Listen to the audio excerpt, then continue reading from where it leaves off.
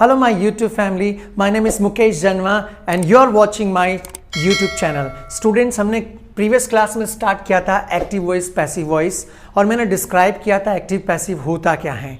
आज मैं आपको कुछ जनरल रूल्स बता रहा हूँ कि एक्टिव से पैसिव कैसे कन्वर्ट करते हैं, उसके लिए क्या रूल्स हैं। वीडियो को लास्ट तक देखिएगा and if you like then subscribe and press all bell icon. Let's begin. First rule है किसका, एक्टिव से पैसिव में कन्वर्ट करने के लिए। उसके लिए मैंने एक एग्जाम्पल लिखा है, he is writing a book. ये एक एक्टिव वॉइस है, आपको प्रीवियस क्लास में बताया था। क्या यदि सेंटेंस में डूअर प्रेजेंट है ना, यदि सब्जेक्ट परफॉर्म कर रहा है, यहाँ पे देखिए सब्जेक्ट परफॉर्म कर रहा है, he is writing a book, subject वो किताब लिख रहा था, ये एक्टिव वॉइस है। इसका जब पैसिव बनाना हो तो सबसे पहला रूल शायद आपने स्कूल में पढ़ा होगा, लेकिन मैं डिटेल में बारीकी से बताने जा रहा हूँ, इसलिए ध्यान से वीडियो को देखते जाएं and if you want to make the notes, आप नोट्स भी बना सकते हैं। रूल नंबर 1 कि जो एक्टिव का ऑब्जेक्ट है पैसिव बनाते वक्त वो पैसिव का सब्जेक्ट बन जाएगा। जैसे एक्टिव का सब्जेक्ट तो ये है क्या, ही, और एक्टिव का ऑब्जेक्ट क्या है, अ बुक, और वर्ब है राइट। तो ये एक्टिव का जब आप पैसिव बनाएंगे तो जो एक्टिव का ऑब्जेक्ट है वो पैसिव वॉइस का क्या बन जाएगा, सब्जेक्ट बन जाएगा। या in other words you can say active का जो ऑब्जेक्ट है वो आगे आ जाएगा और सब्जेक्ट बन जाएगा पैसिव का, राइट। प्लस जो एक्टिव का सब्जेक्ट है वो पैसिव का ऑब्जेक्ट बन जाएगा और ऑब्जेक्टिव फॉर्म में आएगा। जैसे कई सारे लोग गड़बड़ क्या करते हैं, जैसे ऑब्जेक्ट आगे ले आते हैं, सब्जेक्ट को पीछे ले जाते हैं, तो वो इसी रूप में ले जाते हैं। ही है तो लास्ट में ही ले जाएंगे, जैसे a book is being written by he wrong होगा। क्यों? ही का जो ऑब्जेक्टिव फॉर्म है वो हीम होता है। आगे समझाऊंगा अभी मैं सारे प्रोनाउन का ऑब्जेक्टिव फॉर्म क्या होता है, I will describe you guys. तो ये सबसे पहला रूल, एक्टिव से पैसिव कन्वर्ट करने में एक्टिव का ऑब्जेक्ट है वो पैसिव में सब्जेक्ट बन जाएगा और एक्टिव का जो सब्जेक्ट है वो पैसिव में ऑब्जेक्टिव फॉर्म में सब्जेक्ट बन जाएगा, राइट। प्लस बाई के साथ एक्टिव का जो सब्जेक्ट है वो जब पैसिव में ऑब्जेक्ट बनेगा ना, ये ऑब्जेक्ट बन गया तो वो बाई के साथ बनेगा, बाई लगेगा, जिसका मीनिंग ये निकलता है he is writing a book means वह किताब लिख रहा है, और इसका पैसिव है a book is being written by him means एक किताब लिखी जा रही है उसके द्वारा सेंस दे रहा है, क्योंकि ये रिसीव कर रहा है। यहाँ पे सब्जेक्ट जो है वो क्या रिसीव कर रहा है, एक्शन को, वर्ब को रिसीव कर रहा है, वर्ब के एक्शन को। प्रीवियस क्लास में समझाया था, आगे हम डिटेल में पढ़ेंगे, ये सिर्फ मैं रूल्स बता रहा हूँ, ओके। सारे टेंसेस को हम डिटेल में पढ़ेंगे। नेक्स्ट रूल है पैसिव में वर्ब की थर्ड फॉर्म यूज होती है। ये एक परमानेंट रूल है, कोई सा भी टेंस हो, मॉडल्स हो, उसके साथ हमेशा वर्ब की थर्ड फॉर्म काम में आती है। तथा उससे पहले, किससे पहले, थर्ड फॉर्म से पहले हमेशा is, am, are, was, were, be, double n और बीइंग का प्रयोग टेंस के अनुसार होगा। टेंस के अनुसार कैसे होगा, लास्ट में मैं चार्ट लिखवाऊंगा, प्रेजेंट टेंस में क्या आएगा, पास्ट में क्या आएगा, वो पूरा चार्ट लास्ट में लिखवाऊंगा आपको। रूल नंबर 3 कहता है कि पैसिव के सब्जेक्ट, पैसिव वॉइस का जो सब्जेक्ट है वो कहां से आया, जो एक्टिव का ऑब्जेक्ट था वो पैसिव का सब्जेक्ट बन गया। मतलब आप ये कह सकते हो जो नया सब्जेक्ट है, पहले एक्टिव का जो सब्जेक्ट था वो नहीं, पैसिव का नया सब्जेक्ट क्या बन गया, एक्टिव का ऑब्जेक्ट। तो पैसिव के सब्जेक्ट के अनुसार वर्ब सिंगुलर या प्लूरल लगेगी, वो तो स्वाभाविक, इतना आप भी समझते हो। एग्जांपल दे रहा हूं, इधर देखिए, ही इज डोनेटिंग चेयर्स, मेरा एक फ्रेंड है वो कुर्सियां डोनेट कर रहा है, चेयर्स डोनेट कर रहा है। अब इसमें आप देखिए, ही जो है वो सब्जेक्ट है, चेयर्स जो हैं वो ऑब्जेक्ट हैं, ये एक्टिव वॉइस है। इसका जब पैसिव बनेगा, एक्टिव वॉइस में सब्जेक्ट जो है वो सिंगुलर है तो उसकी वर्ब भी सिंगुलर आ रही थी, ही के साथ इज सिंगुलर वर्ब है। लेकिन जब इसका पैसिव बनेगा तो नया सब्जेक्ट क्या होगा पैसिव का, चेयर, चेयर्स आगे आ जाएगा, कुर्सियां डोनेट की जा रही है। तो इस रूल का मीनिंग ये है कि जो नया सब्जेक्ट है उस सब्जेक्ट के अनुसार वर्ब लगेगी।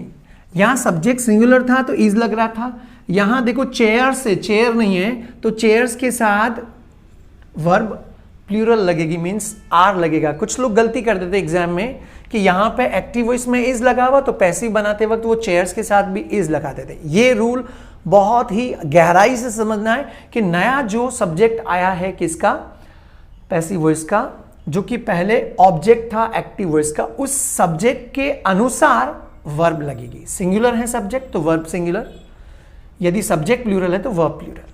तो chairs are being donated by him. ये थर्ड रूल क्लियर है। ऑब्जेक्ट या सब्जेक्ट, जो पैसिव का सब्जेक्ट है वो सब्जेक्ट सिंगुलर है तो वर्ब सिंगुलर, सब्जेक्ट प्लूरल है तो verb plural. Next rule number 4, passive voice में एक्टिव का सब्जेक्ट, पैसिव वॉइस में जो एक्टिव का सब्जेक्ट होता है उसकी ऑब्जेक्टिव फॉर्म कैसे बनती है ना, क्योंकि सब्जेक्ट और ऑब्जेक्ट में लोगों को पता नहीं चलता है। आई एक सब्जेक्ट है एक्टिव वॉइस में, जैसे आई सब्जेक्ट है, उसको पैसिव में बनाना तो उसका जो पैसिव वॉइस का ऑब्जेक्टिव केस है या ऑब्जेक्टिव फॉर्म कह सकते हो वो मी होगी। तो आई किस में कन्वर्ट हो जाएगा, पीछे जाएगा मी। यदि आगे सब्जेक्ट में ही है तो जब वो पीछे जाएगा पैसिव बनाते वक्त तो ही का बन जाएगा हिम। ये लर्न कर लेना ठीक से। शी का है, शी है, शी का बन जाएगा हर, यू का बन जाएगा, यू का यू ही रहता है। वी का मतलब ये कह सकते हो वी एक सब्जेक्ट है, अस एक ऑब्जेक्ट है, राइट। दे का देम, इट का इट ही होता है और हु का हुम बन जाता है। आगे पढ़ेंगे तब आएगा, अभी आप दिमाग में बिठा लीजिए कि ये सब्जेक्टिव फॉर्म है और ये ऑब्जेक्टिव फॉर्म है। मतलब एक्टिव वॉइस में ये यूज होगा जब वो सब्जेक्ट काम में आएगा, पैसिव वॉइस में जब ये सब्जेक्ट ऑब्जेक्ट में जाएगा तो वो किस में बदल जाएगा, मी, ही का हिम, शी का हर, यू का you. That's in nutshell. Rule number 5, transitive verbs का ही पैसिव बनता है। ट्रांजिटिव वर्ब्स क्या होता है, जो अपने साथ ऑब्जेक्ट रखती है, राइट।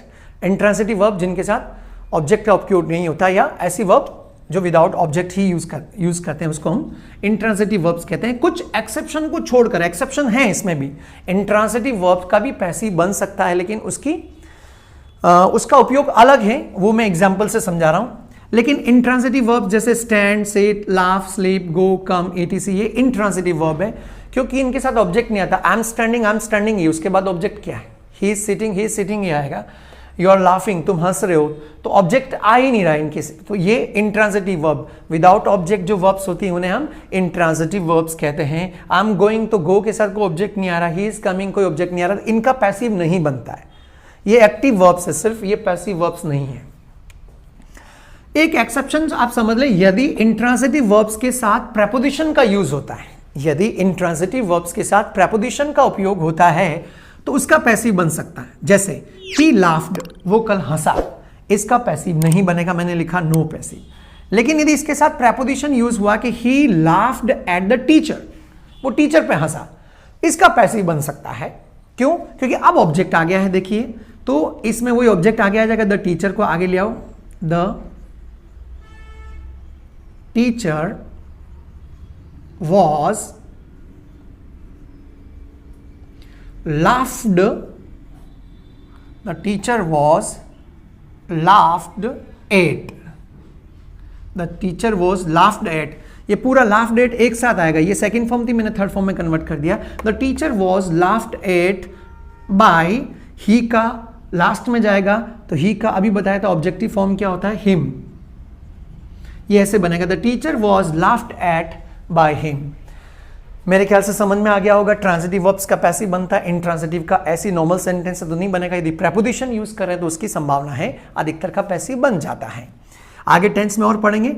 अब एक लास्ट रूल और समझ लीजिए, टोटल 12 टेंसेज, 12 टेंसेज होते हैं। प्रेजेंट में 4 टेंसेज, पास्ट में 4 टेंसेज, फ्यूचर में 4 टेंसेज। सुना नहीं सुना, मैं दोबारा बता रहा हूं, 12 में से सिर्फ 8 टेंस का ही एक्टिव से पैसिव बनता है, 4 टेंस का नहीं बनता। Present perfect continuous tense, past perfect continuous tense, future perfect continuous tense and future continuous tense का एक्टिव से पैसिव नहीं बनता है। सिर्फ 8 टेंस का ही एक्टिव से पैसिव बनता है।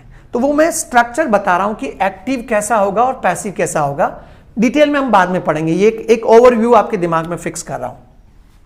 टेंस, यदि सिंपल प्रेजेंट टेंस है तो उसका वर्ब जो है एक्टिव में क्या होगा, टीच या टीचेस, सिंगुलर वर्ब करना है तो टीचेस लग जाएगा।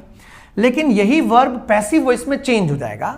कौन से? सिंपल प्रेजेंट टेंस में इज, एम, आर के साथ टीच की थर्ड फॉर्म टॉट आएगी। अभी बात करी थी, हमेशा थर्ड फॉर्म ही आएगा। तो वर्ब क्या आएगी? इज, एम, आर के साथ third form. Simple past tense में सेकंड फॉर्म काम में आता है, टीच का सेकंड फॉर्म मैंने लिया टॉट, लेकिन पैसिव में जो वर्ब होगी वो वॉज वर्ब के साथ थर्ड फॉर्म आएगी, तो उसको बोलेंगे वॉज वर्ब टॉट। अब मैं इसको एक बार क्लीन कर रहा हूं और बाकी के टेंस का ऊपर लिख रहा हूं। ओके, आइए लिख लिया मैंने फिर से। थर्ड था सिंपल फ्यूचर।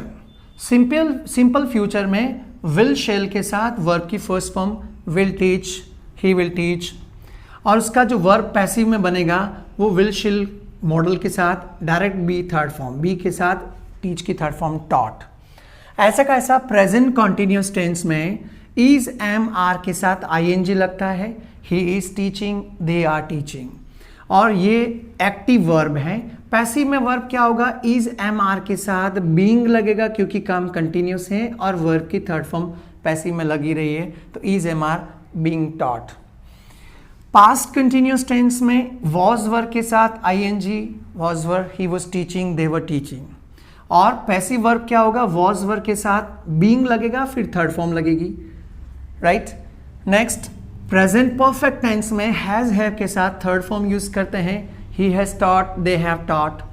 ये कौन सी एक्टिव वर्ब है। पैसिव वर्ब में क्या होगा, हैज हैव के साथ बीन लगेगा फिर थर्ड फॉर्म आएगा, has have been third form, ही मतलब this topic has been taught.